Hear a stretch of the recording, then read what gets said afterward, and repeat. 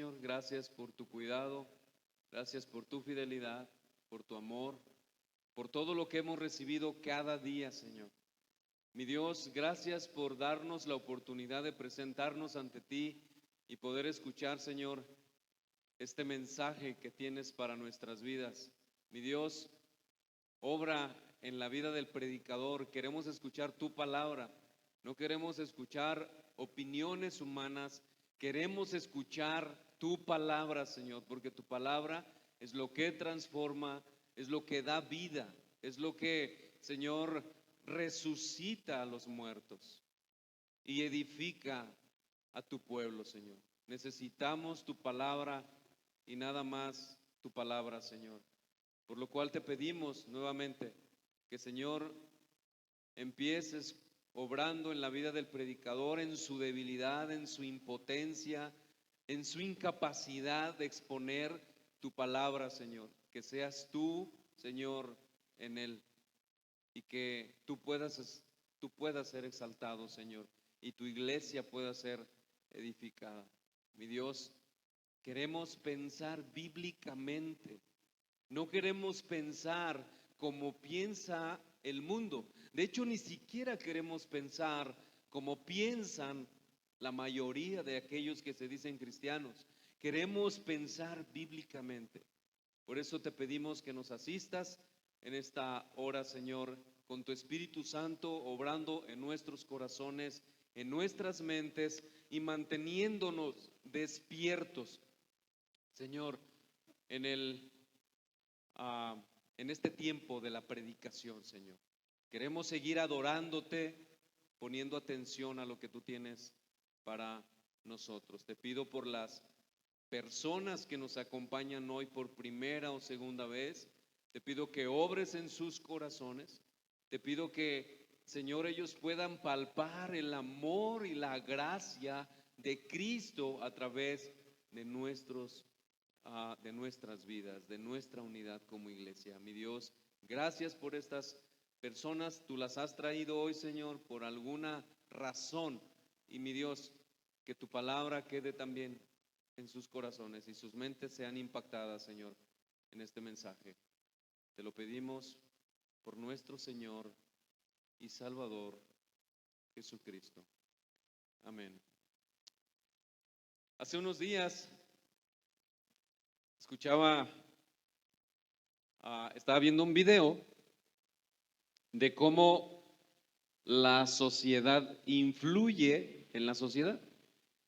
Y yo personalmente creo que cambiar la mentalidad de nuestra vida cristiana es muy complicada cuando nosotros no vamos a la Escritura.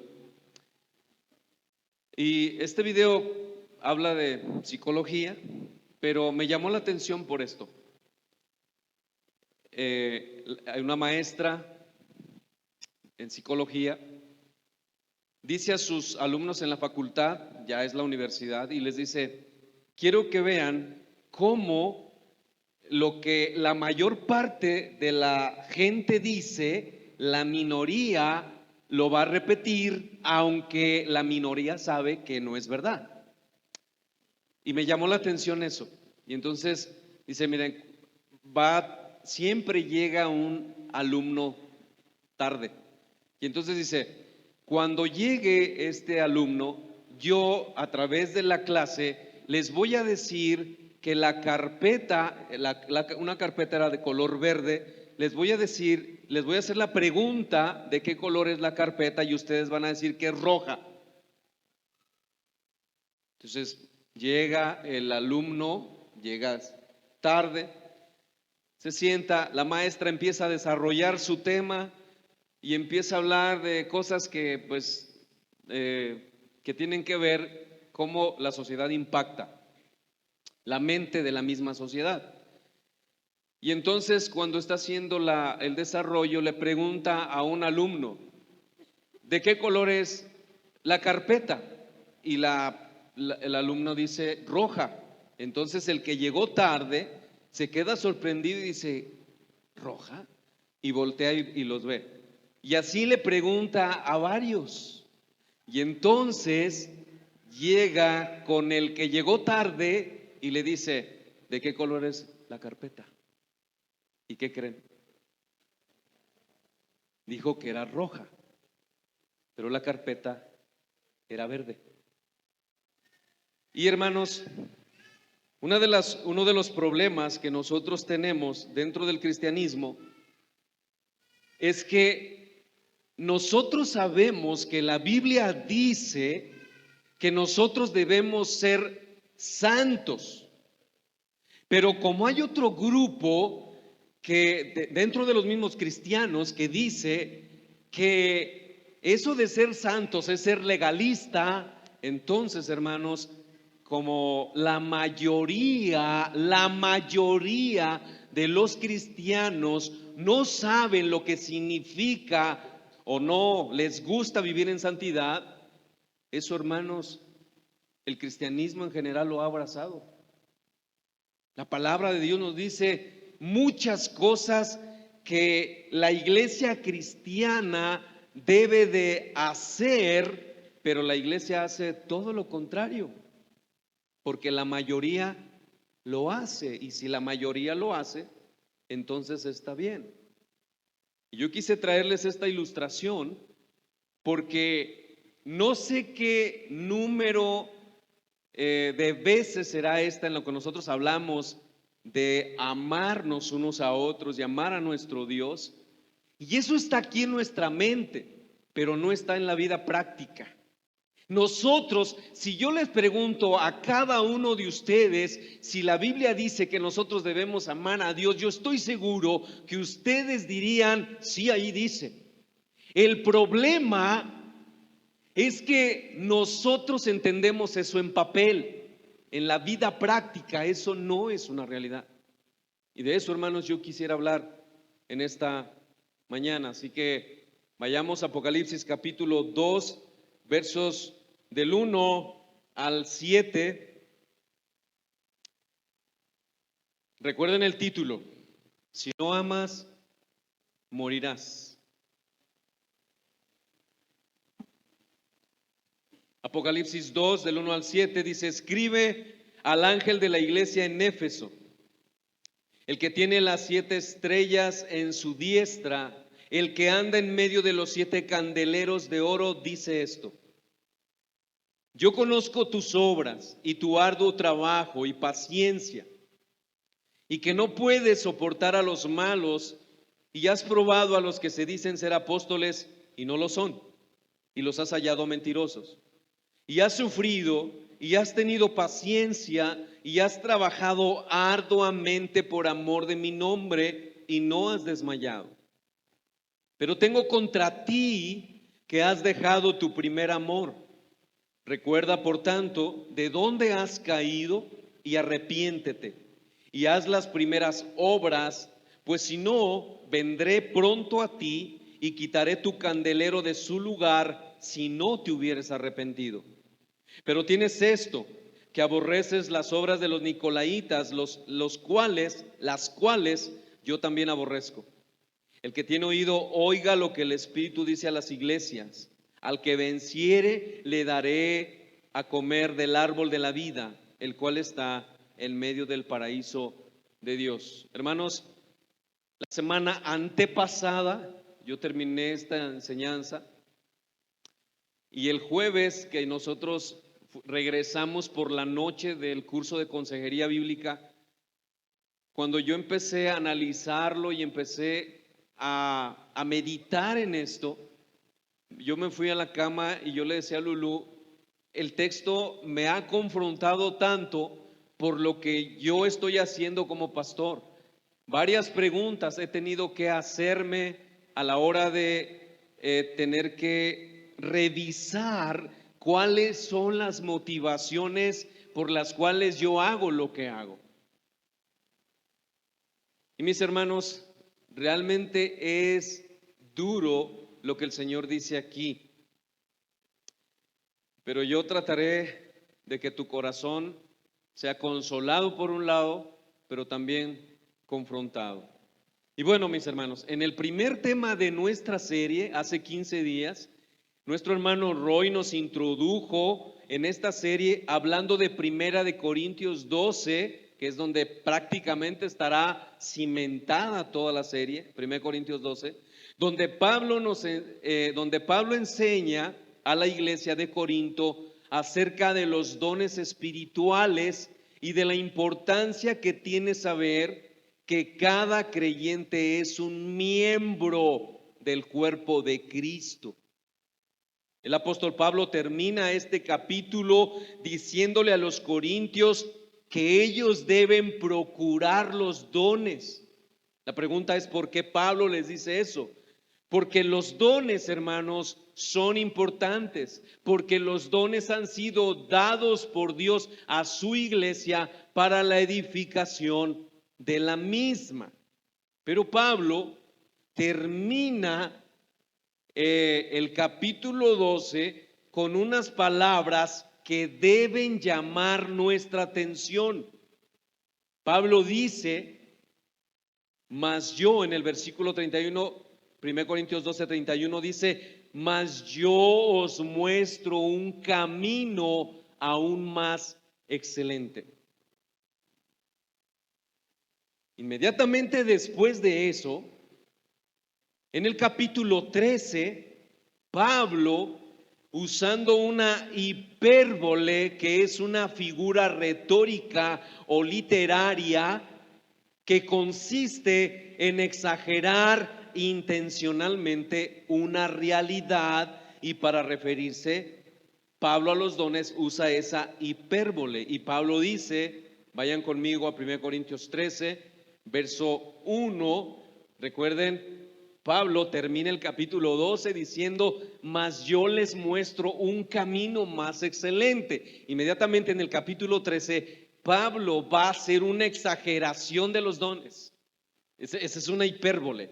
Va a exagerar en los dones, y Pablo dice: si yo hablase lenguas humanas o muchos idiomas, aun si yo hablase muchos idiomas o lenguas angélicas, o aún hablara como los ángeles, que es lo que significa, y ahora noten, y no tengo amor, vengo a ser como metal que resuena o címbalo que retiñe. Y si tuviese profecía y entendiese todos los misterios y toda ciencia, y si tuviese toda la fe, de tal manera que trasladase los montes, y no tengo amor, nada soy. Versículo 3. Y si repartiese todos mis bienes para dar de comer a los pobres, y si entregase mi cuerpo para ser quemado, pero no tengo amor, de nada me sirve. Ahora, si notamos bien, hermano, el camino más excelente del que Pablo habla en el capítulo 12, verso 31, no son los dones, sino el amor. Ahora, ¿por qué lo sabemos? Bueno, en primer lugar, porque Pablo en el capítulo 13 está usando una hipérbole. Pablo está diciendo en el capítulo 12 que debemos procurar los dones, pero Pablo dice: pero escúchame, si tú tuvieras muchos idiomas, los hablaras, y aún hablaras como los ángeles, pero no tienes amor, de nada te sirve. Entonces, el camino más excelente del que Pablo habla en el capítulo 12, verso 31, no son los dones. Los dones son importantes, pero no es lo más importante.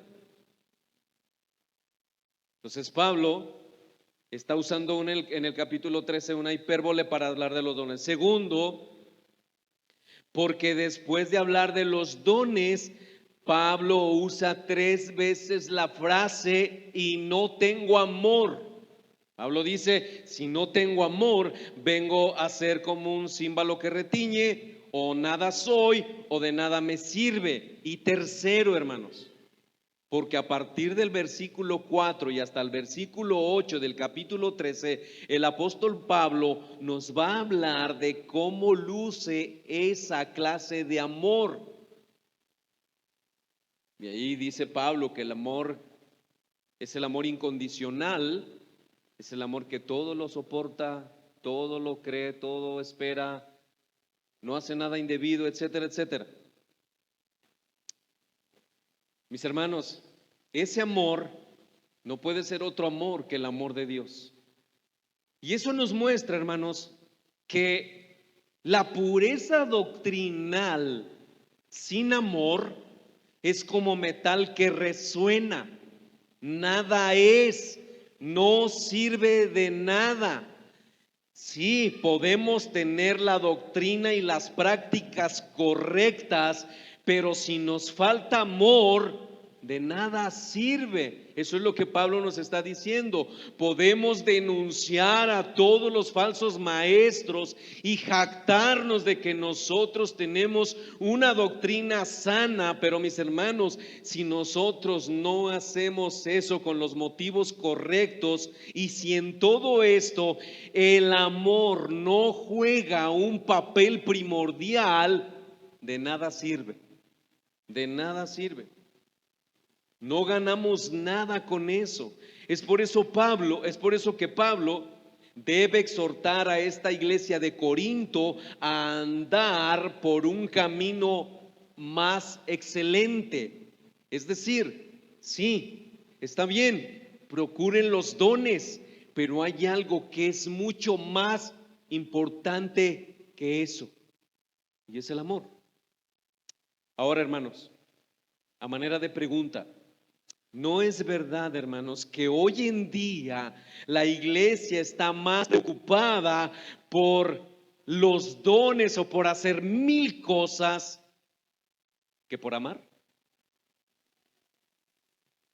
Dime en qué nos esforzamos más, ¿en amar a tu hermano o en querer hacer algo en la iglesia o para la iglesia o incluso para Dios? ¿Y por qué procuramos más eso? Porque es más fácil. Es más fácil servir que amar a tu hermano. Por eso es un problema grave la falta de amor en la iglesia. Sin duda alguna, mis hermanos, una de las cosas que menos refleja la iglesia hoy en día es el amor de Jesucristo. Sí se jacta de hacer muchas cosas bien y tener la verdad morando en medio de ella, pero no hay amor. Y mis hermanos, esto es terriblemente incongruente, porque podemos estar orgullosos de nuestros distintivos doctrinales, nuestra forma de vida eclesiástica, pero muriendo por falta de amor. Ahora la pregunta es, ¿por qué la iglesia no ama como debería? No ama como debería, porque hermanos, no debería ser un problema para nosotros amarnos. No debería ser un problema, porque Jesucristo mora en nosotros.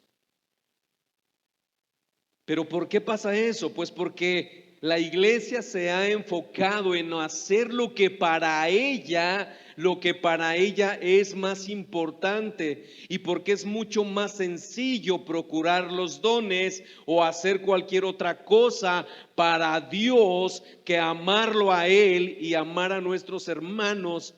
De manera que la iglesia, mis hermanos, al procurar todas esas cosas para Dios, porque es mucho más sencillo, se ha alejado de aquel a quien debe amar por encima de todo. En otras palabras, ha dejado su primer amor.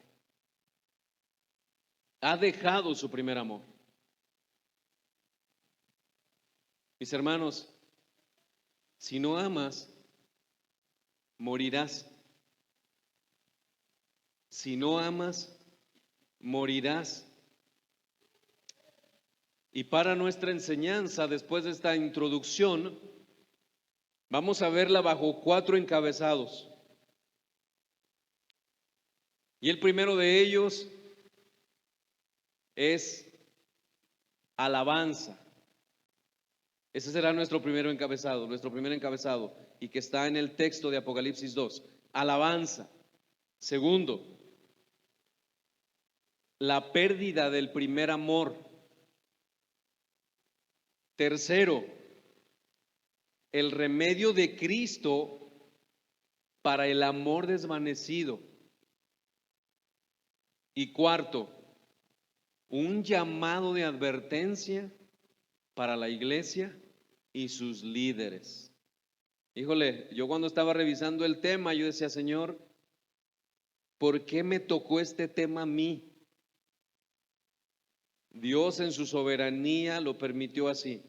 Así que veamos nuestro primer encabezado, la alabanza del Señor Jesucristo hacia la iglesia de Éfeso.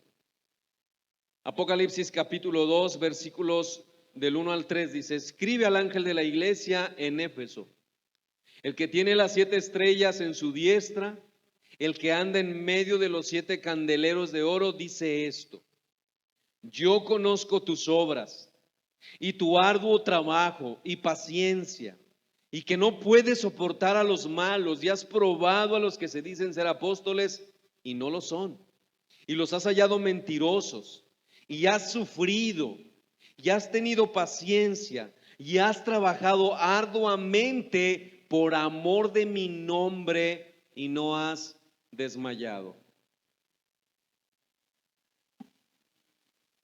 Lo primero que nosotros debemos notar en este texto, en el versículo 1, es que la carta no fue enviada a las iglesias o a la iglesia o a la congregación.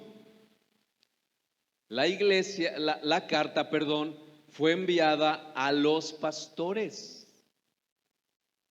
El ángel de la iglesia es el pastor. Esa frase se usa, ángel se usa para referirse al pastor, porque lo que pastorea nuestra iglesia no es un ángel, ¿verdad que no? Es un ser humano, es una persona común y corriente.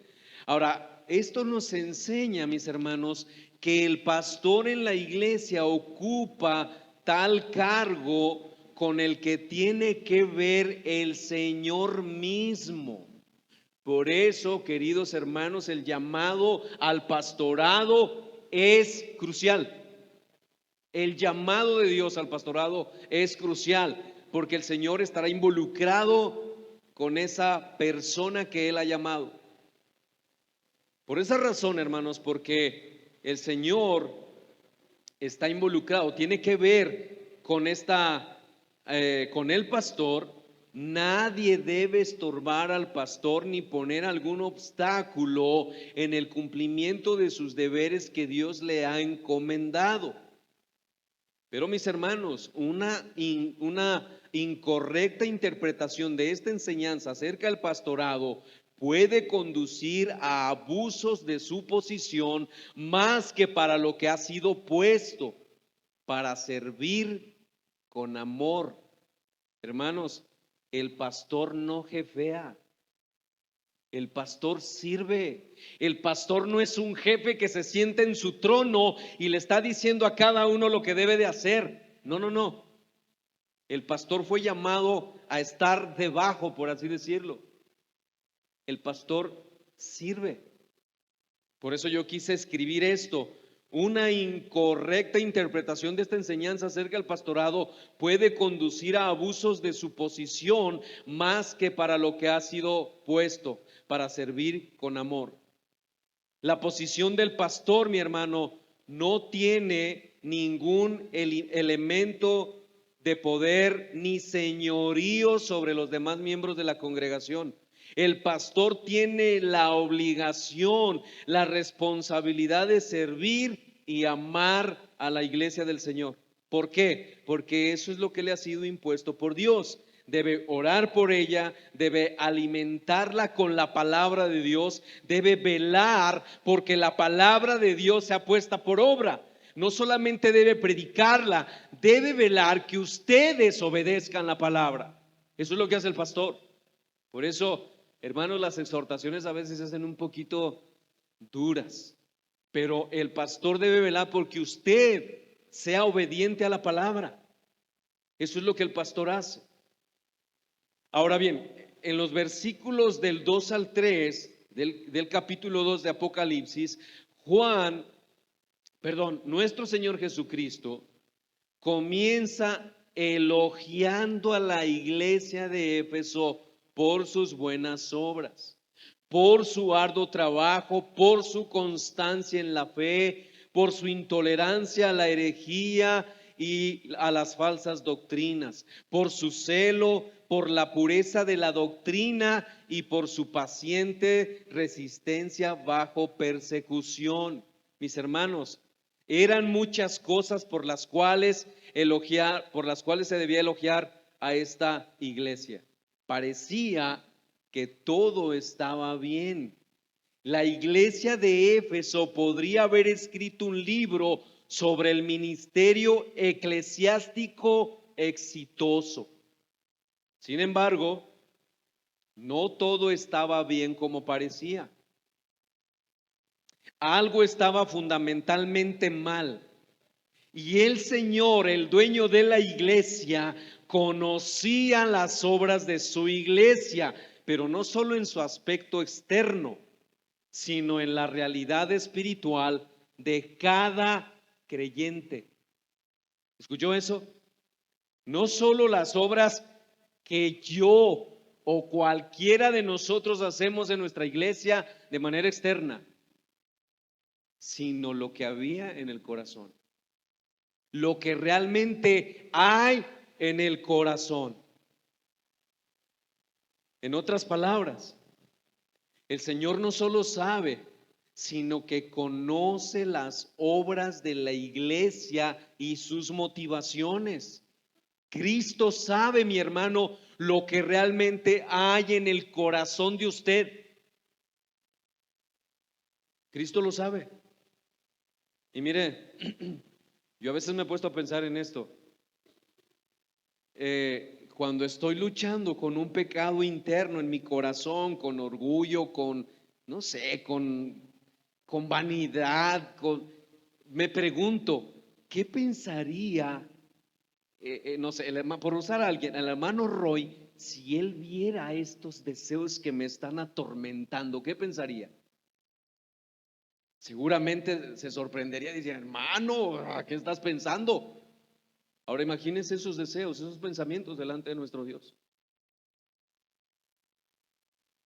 Es terrible. Eso el Señor lo sabe. Cristo conocía las obras de la iglesia de Éfeso. Mis hermanos, indudablemente esta iglesia hacía obras. Por tanto, los cristianos en Éfeso no eran creyentes inactivos, ellos eran dinámicos, ellos estaban activos. Sin embargo, no se trata solo de una actividad externa que debemos hacer, sino de una actividad espiritual interna que nos impulsa a tales acciones. Es decir, la obra de Dios comienza aquí en nuestro corazón, en nuestra mente, y es así como nosotros le servimos. Por eso la importancia de estar renovando nuestra mente, nuestro entendimiento con la palabra de Dios para pensar bíblicamente, para dejar de pensar como la mayoría de los cristianos piensa, porque eso es un problema terrible en las iglesias cristianas en el día de hoy. Cada uno toma lo que quiere y dice, pues yo entiendo así. No, hermano, no es lo que tú entiendes, es lo que el texto dice, no lo que tú entiendes que el texto dice. No, es lo que el texto dice en la palabra de Dios. Uno de los errores más grandes que hemos cometido a la hora de poder enseñar a alguien a entender la escritura es decir, ¿tú qué entiendes que el texto dice? No, hermano, yo puedo entender 1000 cosas. La pregunta correcta es, ¿qué dice el texto? Muchas de las obras, mis hermanos, del comportamiento y de la forma de proceder de la iglesia eran elogiadas por el Señor Jesucristo. Esas obras que hacían esta iglesia se llevaban a cabo en un ambiente que Juan describe como, escuche esto, como sufrimiento, paciencia y arduo trabajo, que tienen que ver con una dificultad intensa y que produce agotamiento. Ese trabajo arduo y con dificultades les hacía mostrar su paciencia y les daba la capacidad de soportar sin desmayar. Así que sus fieles creyentes que trabajaban arduamente y eran pacientes, también repudiaban a los falsos maestros. No los soportaban porque estos falsos maestros infiltraban a la iglesia para destruir la obra del Señor. Eran mensajeros de Satanás para confundir a los creyentes verdaderos.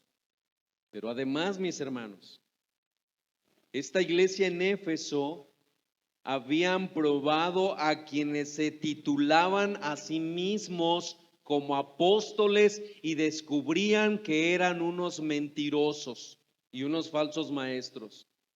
Esos falsos apóstoles se presentaban con falsas cartas a las iglesias, casi firmadas por los apóstoles verdaderos. Y la iglesia tenía que examinar eso, los ponían a prueba y de esa manera ellos descubrían su falsedad. Mis hermanos, a la luz de todas las cualidades recomendables de esta iglesia, la crítica de nuestro Señor Jesucristo podría parecer trivial. Es decir, alguien pudo haberle dicho: mira, Señor, todo lo que hacen, han descubierto un montón de falsos maestros y los han echado, son pacientes, van y llevan, han dado esto, han soportado. Habías de ver cómo se desgasta el pastor y sus líderes y toda la iglesia. Pero mis hermanos, el latido mismo de la vida de la iglesia se había perdido. La iglesia perdió de vista lo más importante. Esta iglesia de Éfeso había perdido su primer amor. Es por eso que, con una mirada divina y penetrante dentro del verdadero estado espiritual de esta iglesia, exteriormente exitosa, Jesús tornó la alabanza en condenación. Y esto nos lleva a nuestro segundo encabezado. Noten el elogio, una alabanza. Yo conozco tus obras, que has hecho esto, todo, bravo, bien por eso. Pero,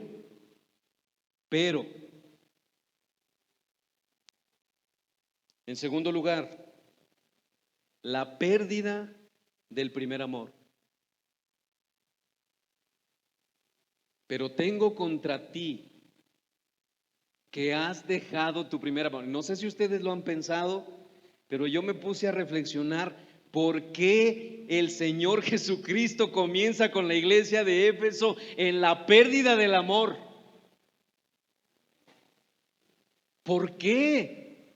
¿Por qué el Señor Jesús empieza con la iglesia de Éfeso para exhortar a todas las demás iglesias, empezando con esa, diciéndole acerca de la pérdida de su primer amor? Mis hermanos, en un tiempo esta iglesia de Éfeso prosperaba con genuino amor. Su amor era verdadero porque ellos peleaban por la verdad del evangelio. Pero ese amor genuino por Dios y los unos para con los otros se había perdido. Esto había cambiado. El amor de ellos ya no era lo que había sido alguna vez. En lugar de crecer más y más en amor y más profundo, el amor de ellos se había desvanecido. Tenían obras, sí, pero el gozo y la creatividad, la sensibilidad y la energía que el amor produce había desaparecido. La calidad de su amor había cambiado y esto se hizo evidente aún en la misma vida de la iglesia.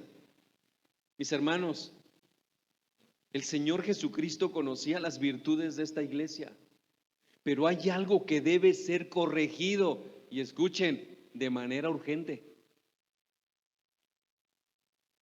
De manera urgente.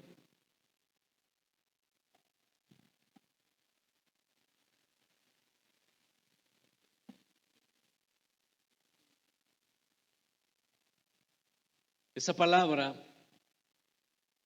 que Juan escribe, pero tengo contra ti, esa palabra pero hace un contraste entre lo que se ha dicho antes y lo que se va a decir. Y el Señor se opone abiertamente a eso que está sucediendo en la iglesia de Éfeso. ¿Y qué fue lo que estaba sucediendo? Dejaron su primer amor. Hicieron a un lado su primer amor. En otras palabras, el amor como principal característica del cristianismo había dejado de ser importante. Escuchen esto otra vez. El amor como principal característica del cristianismo había dejado de ser importante. Cambiaron el amor por activismo. Y no es que se tiene que hacer una cosa o la otra, son las dos. Pero primero necesitamos no perder de vista nuestro amor por Dios y nuestro amor por los hermanos. No podemos perderlo. Ahora, cuando sucede esto, hermanos, cuando se pierde el amor a Dios y el amor a nuestro prójimo, y ahí englobo a los creyentes y a los no creyentes, mis hermanos, cuando sucede esto, todo cuanto se haga dentro de una iglesia será hecho fuera de la esfera del amor. Y todas las obras hechas sin amor no tienen ningún valor delante de Dios. ¿Por qué? Porque Dios es amor. Dios es amor. Mire lo que dice Primera de Juan 4:8.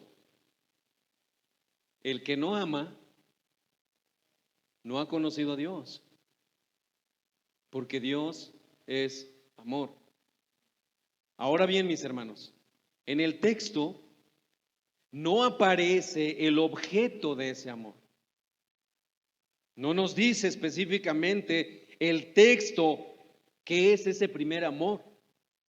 No dice amor por Cristo, tampoco nos dice amor por los creyentes, pero mis hermanos, podemos entender que Jesús se refiere al amor en general, y la mayoría de los teólogos están de acuerdo en esto, al amor en general, amor por Dios, el Padre, amor por Cristo, amor de unos con otros, y escuche, amor por los perdidos. ¿Por qué? Porque Dios demanda del creyente esa calidad de amor en todas sus relaciones. Y eso lo podemos ver en los mandamientos más grandes, en relación con Dios, el Padre y el Hijo y el Espíritu Santo. Mire lo que dice Juan 14:21. El que tiene mis mandamientos y los guarda, ese es el que me ama. Y el que me ama será amado por mi Padre, y yo le amaré y me manifestaré a él. El amor de Dios, mis hermanos, produce una respuesta en el creyente que responde con amor por su amor. Voy a repetir eso otra vez.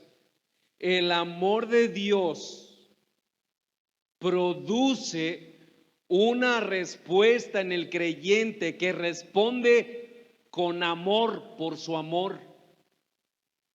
Por eso la Escritura dice, ustedes me aman porque yo les he amado primero. Si tú amas a Dios es porque Él te amó primero.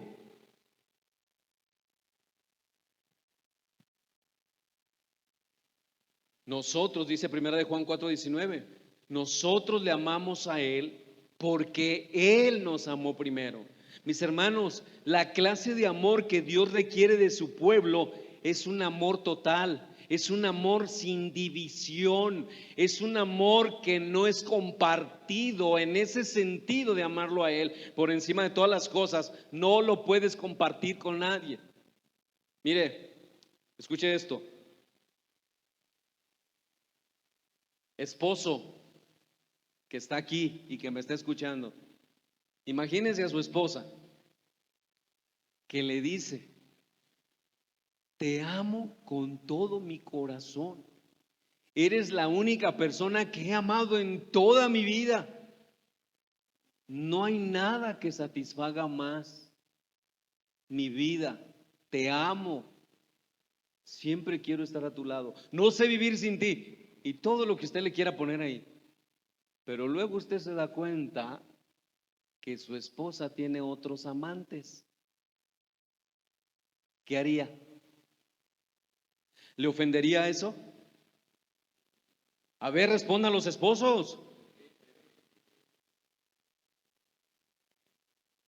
Entonces, ¿por qué Dios no se tiene que ofender? ¿Por qué no se tiene que ofender? Cuando nosotros tenemos otros amantes, nosotros le decimos que le amamos y estamos conscientes de eso, pero no es verdad. Tú amas más tu trabajo, tú amas más otras cosas que a tu Señor. Si Dios hiciera en nosotros, hermanos, en este momento, abriera nuestro corazón y nos dijera, dilo con sinceridad: ¿cuánto tiempo pasas a la semana conmigo? ¿Qué dirías? ¿O qué encontraría nuestro Dios ahí? Tenemos otros amantes. Y lo que Él está diciendo es que tienes que volver a tu primer amor. Deuteronomio capítulo 6, verso 4 al 6. Oye, oh Israel, nuestro Dios uno es. Y amarás al Señor tu Dios con todo tu corazón. Debemos amar a Dios con todo nuestro corazón, con toda nuestra alma y con toda nuestra mente, como dijo también nuestro Señor Jesucristo en Mateo 22:37. Jesús les dijo: amarás al Señor tu Dios con todo tu corazón y con toda tu alma y con toda tu mente. Además, mi hermano, según el libro de Apocalipsis, la relación entre Jesucristo y su iglesia es la de una relación matrimonial. Mire, vaya conmigo, Apocalipsis 19, verso 7.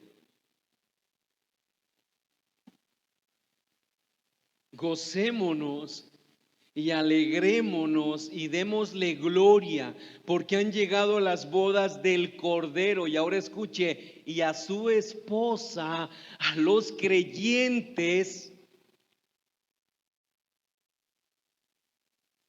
su esposa se ha preparado, y su esposa se ha preparado, y a ella se le ha concedido que se vista de lino fino, limpio y resplandeciente. Porque el lino fino es las acciones justas de los santos. Mis hermanos, Jesucristo es el marido, la iglesia es la esposa. La respuesta de la esposa, que es la iglesia, debe ser de devoción a Cristo el esposo. Debe amarlo por encima de todo. Debe tener una respuesta de gozo, sin división en su corazón. Mis hermanos, en Éfeso, la esposa local había perdido las importantes cualidades de su amor: el gozo de adorar, el hambre por conocerlo más y mejor mediante su palabra, el deseo de entender su amor más plenamente, la sed de crecer espiritualmente y el amor por cantar sus alabanzas y orar fervientemente. Eso se había perdido en la iglesia de Éfeso.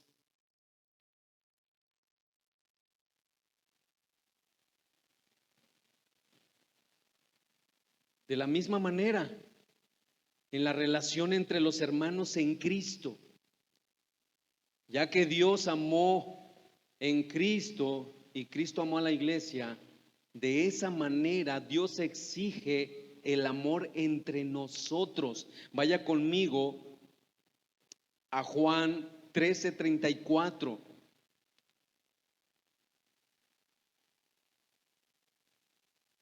y 35, un mandamiento nuevo os doy, que os améis unos a otros como yo os he amado, que también os améis unos a otros. En esto conocerán todos que sois mis discípulos, si tuviereis amor los unos con los otros. ¿En qué conocerá el mundo que somos discípulos de Jesús? Que tenemos buena doctrina. Eso es importante, mucho, muy importante. Pero mis hermanos, la sana doctrina es sana porque produce vidas sanas.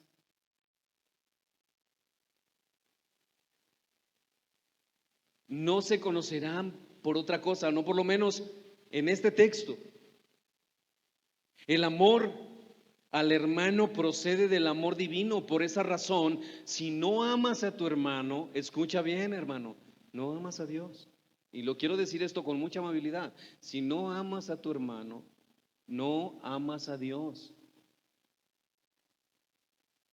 De hecho, ni siquiera puedes tener relación con Él. La clase de amor que se requiere entre los creyentes es amarse unos a otros como Jesús nos amó. Es un amor fraternal, es puro. Mire, vaya conmigo a 1 de Pedro 1:22. Habiendo purificado vuestras almas por la obediencia a la verdad mediante el Espíritu para el amor fraternal no fingido, amaos unos a otros entrañablemente de corazón puro. Mis hermanos, este amor puro, de corazón puro, nos capacita para dar la vida de unos por otros. ¿No me cree? Vaya conmigo a 1 de Juan, capítulo 3, verso 16. En esto hemos conocido el amor, en que Él puso su vida por nosotros. Y ahora escuche, también nosotros debemos poner nuestra vida por Cristo. ¿Dice el texto eso? Y digo esto, hermanos, porque poner la vida por Cristo quizás para muchos es muy sencillo, quizás. Puede ser fácil, porque Él nunca nos ha ofendido, lo único que ha hecho es hacernos bien. Pero ¿y qué hay de poner la vida por tu hermano, aquel que tienes a tu lado y que sabes que te ha ofendido?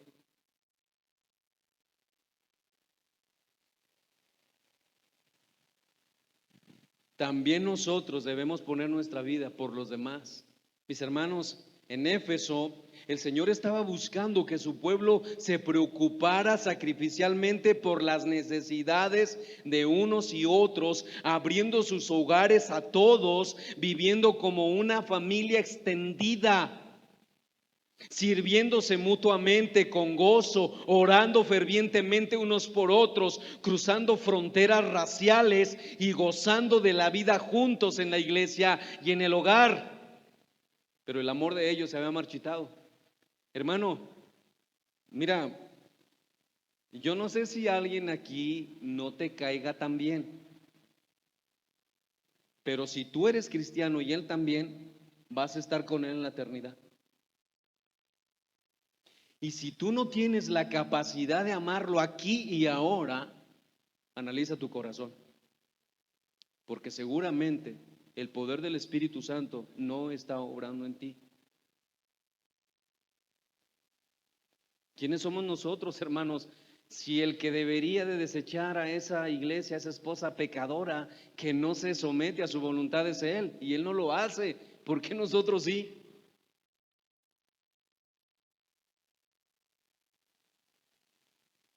El amor a los perdidos. Mateo 5:43, oíste que fue dicho, amarás a tu prójimo y aborrecerás a tu enemigo. Pero yo os digo, amad a vuestros enemigos, bendecid a los que os maldicen, haced bien a los que os aborrecen y orad por los que os ultrajan y os persiguen, para que seáis hijos de vuestro Padre que está en el cielo, que hace salir su sol sobre malos y buenos y que hace llover sobre justos e injustos. De manera, mis hermanos, que todo lo que se haga, si no va empapado de amor, no sirve absolutamente de nada, porque podemos hacer muchas cosas para Dios o para nuestros hermanos, pero sin darle la gloria a Dios y sin hacerle el bien real a los demás. Pues en lugar de ser algo provechoso, será infructuoso, pero además será molesto. El hacer la obra de Dios, hermanos, sin amor. Y es que este es un problema. Luego nosotros usamos palabras como que es que ¿por qué eres tan infantil? No es eso. Eres tú el problema. A nosotros nos falta demostrar el amor de Jesucristo. Sea maduro, sea inmaduro, medio maduro, extremadamente maduro, como sea, nosotros debemos mostrar a Cristo. Mis hermanos, el hacer la obra del Señor sin amor no solo es molesto para nuestro Dios, también para la iglesia y aún para los incrédulos. Eso le pasó a la iglesia de Éfeso. Era una iglesia con doctrina sana que les permitía hacer frente a los falsos maestros, pero dejaron de amar a Dios y a sus hermanos. En otras palabras, se habían enfriado espiritualmente. Mis hermanos, la rutina cotidiana y las prácticas habituales habían enfriado el amor de esta iglesia. Mire cómo define Paul Tripp el amor en su libro ¿Qué estabas esperando? Es un libro para matrimonios, de ahí toma esta cita. Dice Paul Tripp: el amor es estar dispuesto al autosacrificio por el bien del otro sin exigir reciprocidad ni que la persona amada sea merecedora de ese amor. ¿Nosotros qué decimos, hermano, a la hora de querer amar? ¿Se lo merece? A ver, piénsalo bien, ¿se lo merece? Hermano, si lo piensas bien, ni tú, ni yo, ni nadie. Mis hermanos, la falta de amor es mortal. De ahí el título de esta enseñanza, que no es mi título, es el título de donde nosotros estamos partiendo para la serie. Pero hermanos, yo solamente le hice un cambio. Si no amas, morirás. Es un cáncer, la falta de amor es un cáncer que puede matarte lentamente, pero te va a matar, seguramente. Así que hermanos, tengamos temor de Dios.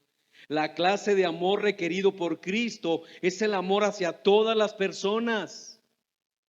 Como dice 1 Tesalonicenses 3:12, este amor busca satisfacer las necesidades físicas y espirituales de las personas. Es el amor expresado en el evangelismo y al alcanzar a los perdidos. Hermano, nosotros somos una iglesia evangélica. Somos una iglesia que creemos que necesitamos salir y predicar la palabra. Todo lo que hagas, si no amas a los perdidos de verdad, hermano, necesitas analizar el corazón. Es el amor que se expresa a la hora de salir a alcanzar a los perdidos. Es el amor que Pablo sintió por el pueblo de Israel en Romanos 9:2 y 3. Este amor por los perdidos y necesitados se había marchitado totalmente en la iglesia de Éfeso. Muchos cristianos con asombro pensarían que esto no es un pecado grave, pero hermanos, el enfriamiento espiritual, el enfriamiento de nuestro amor por Dios y de unos para con los otros es una traición a nuestro Dios. Porque cuando el amor desaparece, todas las buenas obras desaparecen también, tales como el trabajo en la iglesia, la paciencia en la iglesia, la lucha contra el mal, se harán solo por inercia o por hábito. Y en poco tiempo desaparecerán también por carecer de amor. Mis hermanos, trágicamente la iglesia de Éfeso había cambiado, había abandonado su primer amor y algo tenía que hacerse o el Señor vendría con juicio sobre la iglesia. Y esto nos lleva a nuestro tercer encabezado. En tercer lugar, el remedio de Cristo para el amor desvanecido. Versículo 5 de Efesios 2. Recuerda, por tanto, de dónde has caído y arrepiéntete y haz las primeras obras, pues si no, vendré pronto a ti y quitaré tu candelero de su lugar si no te hubieses arrepentido. Hermano, lo que el Señor está diciendo aquí es realmente duro. Y miren, Roy, Gabriel y cualquiera me puede corregir en esto, pero cuando yo estaba meditando en este texto, eso yo ya lo viví. Y muchos de aquí también. Cuando el Señor sacó su iglesia de un lugar donde se prohibía amarse unos a otros, eso ya sucedió, hermano. Esa es mi percepción. Cuando yo estaba analizando esto, dije, Señor, yo ya viví eso. Donde se prohibía la comunión de unos con otros, donde se prohibía que fueran a visitar a sus hermanos. Eso ya sucedió, hermano. El Señor trajo juicio y cambió su iglesia de ese lugar. Me pueden corregir, de verdad. Mis hermanos, Jesús llama a la iglesia a que haga 3 cosas inmediatamente por haber dejado ese amor, su primer amor. Inmediatamente. O de lo contrario, el Señor dice, quitaré tu candelero de su lugar. Y mis hermanos, aunque el significado correcto de este juicio no lo conocemos, la seriedad de la situación es alarmantemente clara. A menos de que haya un cambio, Cristo vendrá y actuará en juicio contra esta iglesia local, le dice a los de Éfeso. La pérdida del amor, mis hermanos, es un pecado grave. Es por eso que el Señor llama a esta iglesia a que reflexione y haga 3 cosas. Primero, le dice, recuerda, por tanto, de dónde has caído. Ese verbo recuerda está en modo imperativo, que etimológicamente es un llamar a la mente a recordar. Es un mandamiento que establece un volver en sí y reflexionar sobre la situación de la caída y el peligro que se avecina. Es decir, es como aquella persona que se ha metido a una casa a robar y luego ya las cámaras lo identificaron y ya está todo sobre él y está reflexionando sobre la tontería que cometió y sobre lo que se avecina. Ese es el llamado de Cristo a nosotros, a la iglesia de Éfeso, pero también a nosotros. El Señor les manda mirar hacia el pasado para que ellos se den cuenta de dónde estaban antes en su vida espiritual sana y a dónde habían llegado. Su vida espiritual enferma. Parecía tan esplendorosa, pero era tan sutil que no se daban cuenta de su caída espiritual, pues tenían muchas cosas, eran muy ortodoxos, pero todo eso no estaba siendo guiado por el Espíritu Santo. Dejaron el poder del Espíritu por el activismo. Por eso Dios los llama, en segundo lugar, a un arrepentimiento. Arrepiéntete. Este arrepentimiento, mis hermanos, es un imperativo que expresa la condición de un mandamiento urgente. El Señor los está llamando a un arrepentimiento genuino, total, y deberían hacerlo de manera inmediata. Y el arrepentimiento, mis hermanos, es un cambio de mentalidad. Es dejar de pensar de una manera para proceder en un cambio de acciones, vivir de otra forma. En otras palabras, Jesús demanda a estos hermanos una drástica rotura. ¿Escuchó eso? una drástica rotura con el mal en que se encontraban ellos. Dejaron su primer amor. Y ese arrepentimiento debía llevar a la iglesia a hacer las primeras obras que habían dejado de practicar. Amar a Dios y amar a sus hermanos y a los perdidos. Tercero, haz las primeras obras. Tenían que volver al primer amor, al amor ferviente que habían perdido. No era un cambio en la cantidad de obras, sino en la calidad de esas obras. El arrepentimiento, mis hermanos, es mucho más que un propósito de corrección. Es la disposición interna que nos impulsa a una rectificación inmediata de una mala conducta.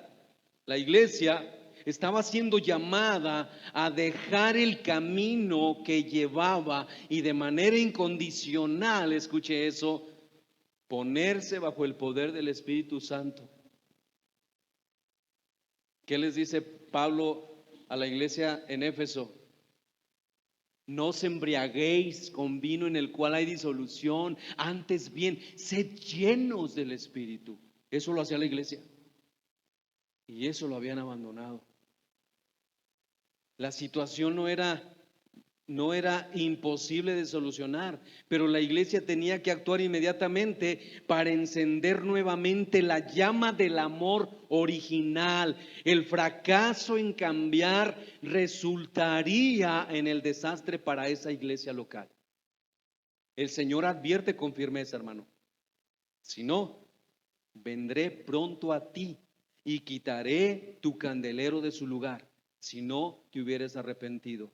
Esta advertencia, mi hermano, demuestra cuán seriamente Jesús considera la pérdida del amor.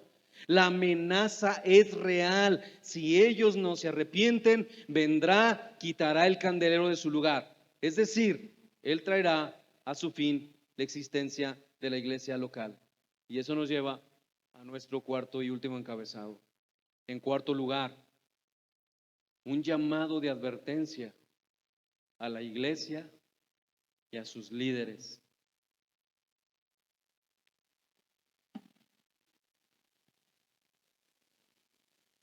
Las cartas a las 7 iglesias son como un toque de trompeta a todas las iglesias y líderes cristianos.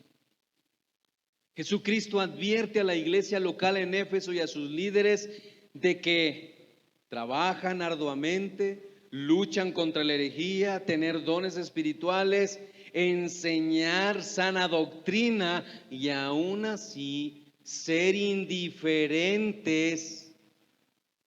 en amor y estar al borde de la disciplina divina. Una de las cosas que más me hizo reflexionar fue eso, hermanos. Porque cuando yo analicé mi corazón y estaba viendo por qué hago lo que hago, hermano, te encuentras culpable. Te encuentras culpable ante lo que el Señor te está mostrando. Muchas cosas podemos hacer, pero no dejes tu primer amor.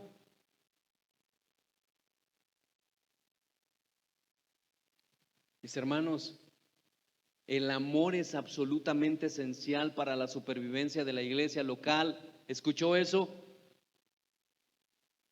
Voy a repetir eso otra vez, hermanos. El amor es absolutamente esencial para la supervivencia de la iglesia local. Escuchen, líderes, sus líderes deben guardar un profundo amor por Cristo y continuamente supervisar y alentar el amor en la iglesia, que en ese sentido tienen la misma responsabilidad. Mis hermanos, nosotros tenemos la responsabilidad de impulsar a nuestros hermanos a amar. Pero si tú eres agrio y amargoso como el ajenjo, ¿quién va a querer copiar eso? Necesitamos amar. Y no digo que siempre tenemos que estar con la sonrisa. No, hermano. Pero el amor de Cristo es palpable. El amor de Cristo es tangible. El amor de Cristo se nota. Tu hermano sentirá cuando en verdad estás preocupado por él. Así que, hermanos, la situación para la iglesia era ya insostenible. El Señor estaba decidido y dispuesto para actuar de manera enérgica en caso de que la iglesia no se arrepintiera. El Señor les dice: si no te arrepientes, vendré pronto a ti y quitaré tu candelero de su lugar. Esta expresión del Señor, mis hermanos, es enfática. Es decir, si ustedes siguen viviendo de la misma manera en esa situación espiritual en la que están, Dios hará su intervención y corregirá esa situación en la iglesia. Hermanos, les pregunto, ¿esto solamente fue una advertencia para la iglesia de Éfeso o es una advertencia para nosotros también? Ahora, ¿qué vas a hacer?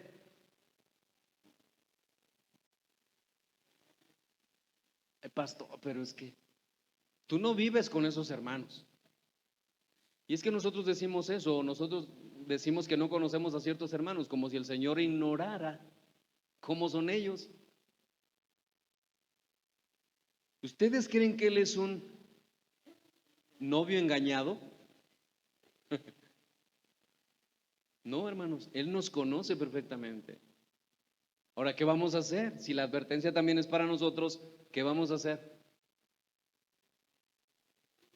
Número uno, recordar de dónde nos hemos enfriado.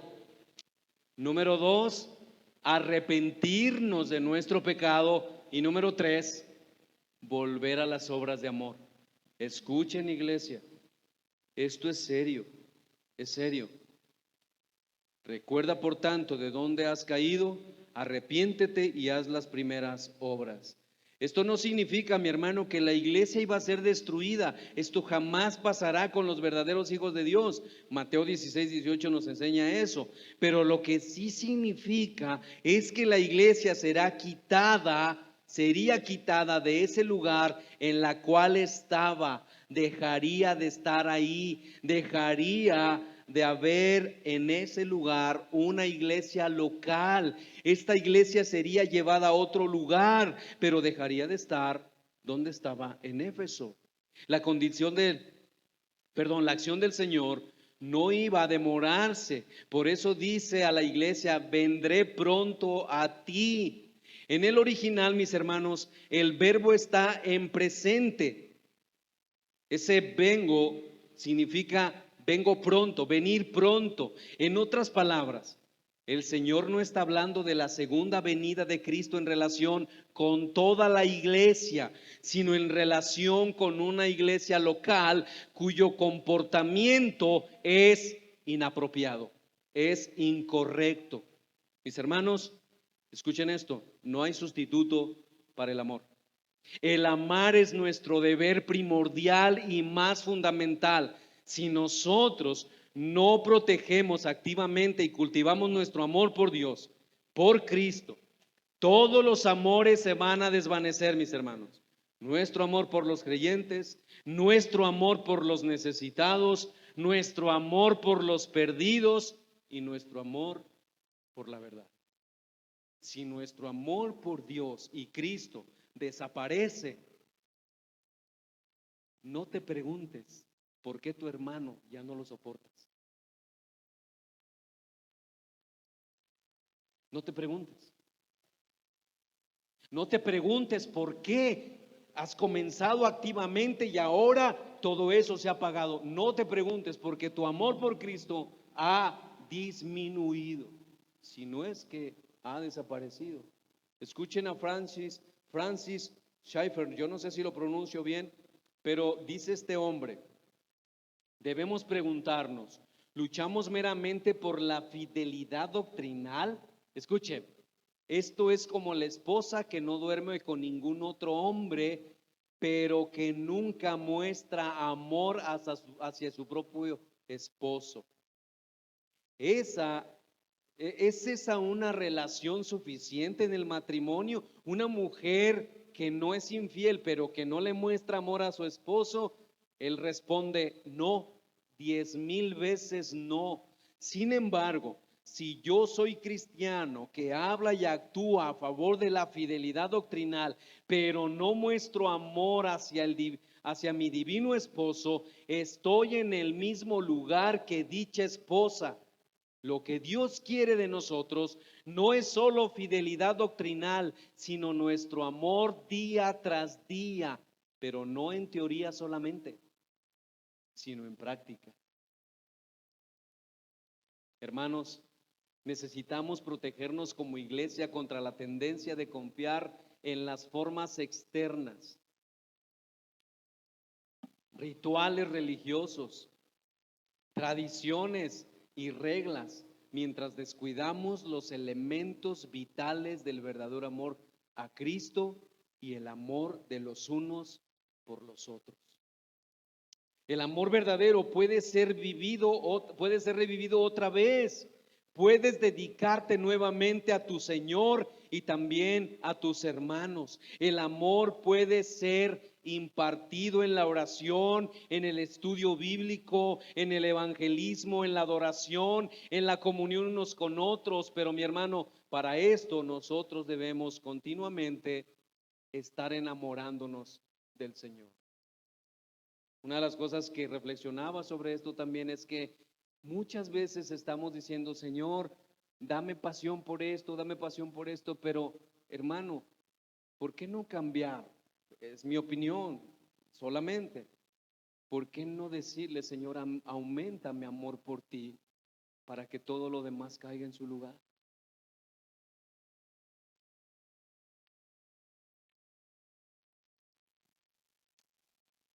¿Qué nos enseña esto, hermano? Ya estoy terminando. Primero, que la posibilidad de que Jesús elimine el candelero de los Efesios nos muestra, o de la iglesia en Éfeso, nos muestra que es posible creer lo correcto y no ser iglesia. Es posible hacer todas las cosas correctas y no ser iglesia. Es posible defender los valores morales correctos y no ser iglesia.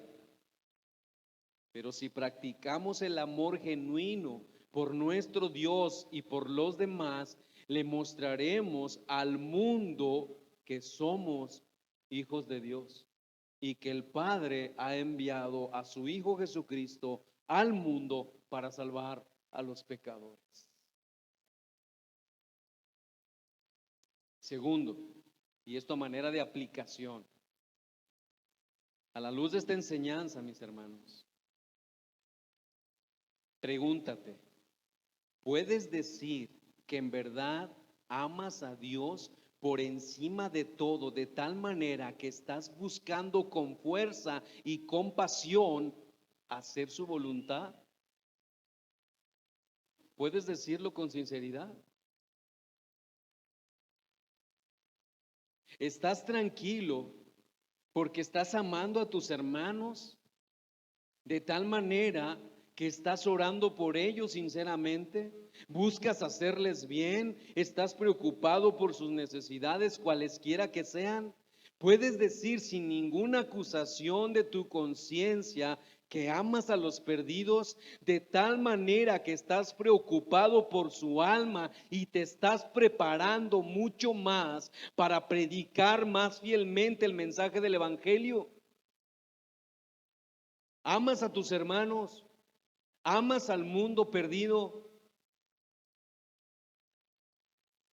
Ahora, si tú estás haciendo todo esto, por favor te pido que sigas adelante y ayudes a otros a hacerlo. Pero si no lo estás haciendo, arrepiéntete. Recuerda de dónde has caído, arrepiéntete y empieza a hacer las primeras obras. Empieza a intimar con tu Dios y su palabra. Pídele al Espíritu Santo que aumente tu amor por Dios haciendo su voluntad. Pídele que aumente tu amor por tus hermanos y búscalos intencionalmente y reúnete con ellos para saber si estás creciendo tú en amor para con ellos.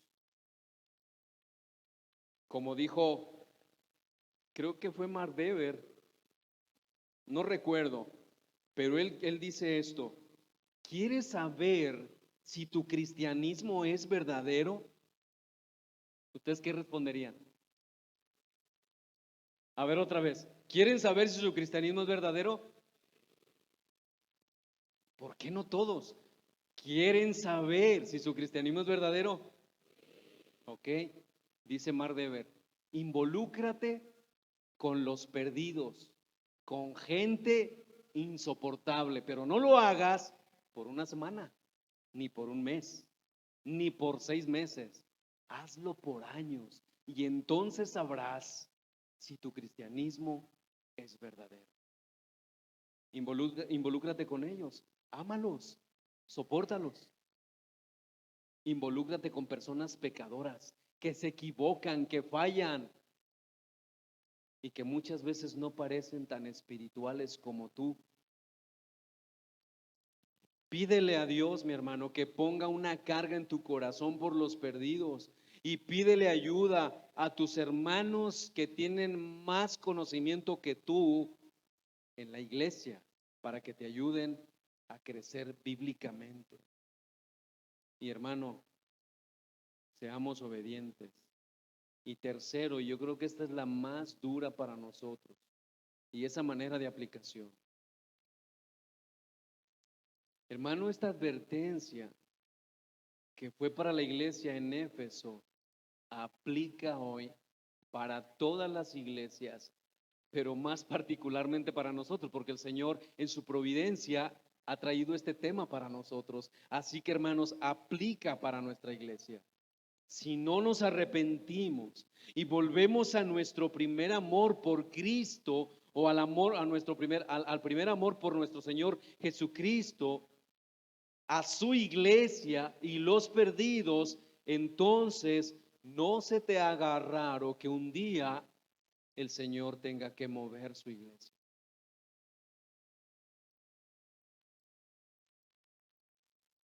Y te quiero hacer una pregunta aquí. ¿No te da miedo eso?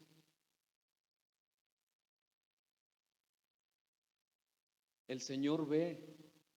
Tú podrás decir, ay, el predicador está loco. Tú puedes decir lo que tú quieras.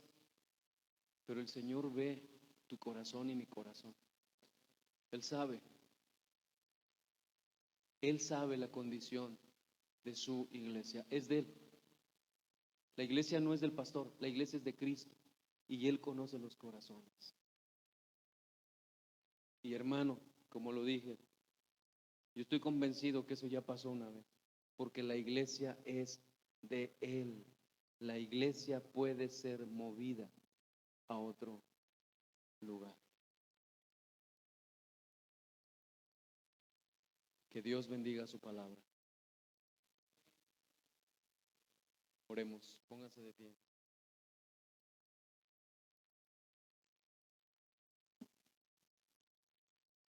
Mi Dios, gracias